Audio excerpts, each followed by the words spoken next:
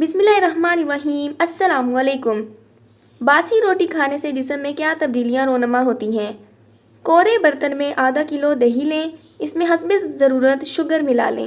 رات کو برتن ڈھانپ کر کھلے صحن میں رکھ دیں۔ اگر کھلا صحن میسر نہ ہو تو آپ اس کو فریج میں رکھ دیں۔ اس کو صبح رات کی پکی روٹی کے ساتھ کھائیں۔ انشاءاللہ ایسا کرنے سے خطرناک بیماریوں سے نجات پائیں گے۔ دودھ میں باسی روٹی ڈال کر کھانے سے جسم کو بہت طاقت ملتی ہے اور ہڈیوں کی مضبوطی میں بھی مدد ملتی ہے، اور خواتین کے جسم میں مختلف قسم کی پیچیدگیاں ہو جاتی ہیں جن سے بچنے کے لیے اصلی گھی کے ساتھ باسی روٹی استعمال کرنا ماں اور بچے دونوں کی صحت کے لیے بہت مفید ہے۔ رات کی بچی روٹی ذیابیطیز کے مریضوں کے لیے بہت مفید ہے۔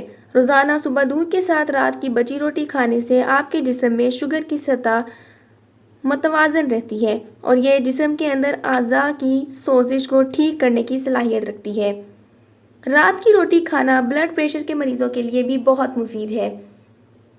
صبح ٹھنڈے دودھ کے ساتھ باسی روٹی کھانے سے ہائی بلڈ پریشر کو بآسانی کنٹرول کیا جا سکتا ہے۔